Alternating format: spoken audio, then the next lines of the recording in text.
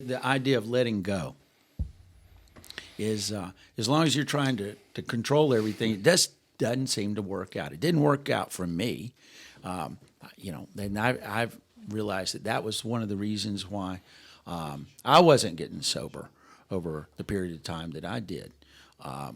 Is that willingness, like you said, even in our practice, someone's got to be willing to follow a plan or a protocol. Right. They got to be willing and open and willing and be receptive to be able to get better.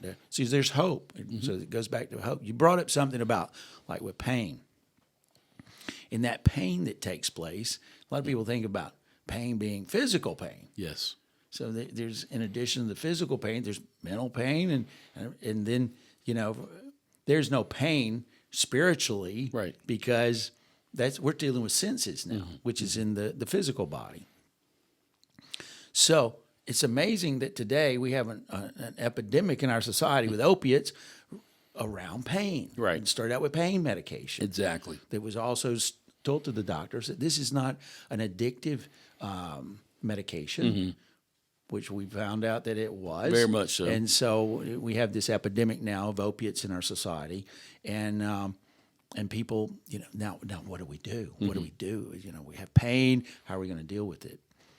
So back when I got sober, there wasn't the type of program that I have in our practice today. Right. We dealt with it, and the idea of pain and the physical pain, the mental anxiety or the mental pain that took place there.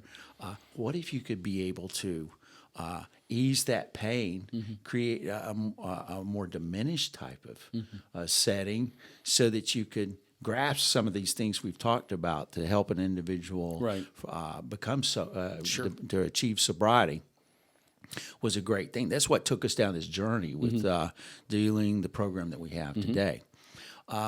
So for an individual to be able to, because a lot of people with fear and with in addiction, they're afraid to get sober for the no doubt pain. about it. Yes, right. The emotional pain as much as the physical pain. Right. Exactly. Because the fear of the withdrawals are going to be so bad that I'll just keep using. Right. And in several drugs, it's that way. Even with alcohol. Sure. Waking up with someone that's having, to the point of having DTs, wanting the need to drink or wanting to do from the pain, feeling not wanting to go through pain. So as human beings, we don't like pain. Right. And so we'll do whatever. It may even be to start out using drugs and alcohol to ease the pain, which winds up being a problem. So this pain issue is big, and be able to ease the pain, or for someone to be willing to even go down the journey that, to get sober is not going to be as painful as you think, or the detox that you're going to go through is not going to be as bad as you've been told. Right. So there's a lot of fear wrapped up, wouldn't you say, with the ideas of like detox and things like that? Sure, absolutely. It's funny, we have these visions of the old school, you're in a straight jacket and you're seeing bugs and all this kind of stuff. And of course that's so far from what reality is. But you touched on something I just wanted to kind of jump on for a second, and that's the fact that we have so many people who start off in physical pain and they begin to take opioids, and it gets to the point where what they begin to find out is, hey, not only I'm not feeling pain anymore, I don't feel so bad about myself either. And so all of a sudden those opioids begin to take not just the physical pain, but also the emotional pain. Don't you find it kind of interesting that, for instance, bipolar has just skyrocketed off the charts? It was never hardly looked at 20 years ago.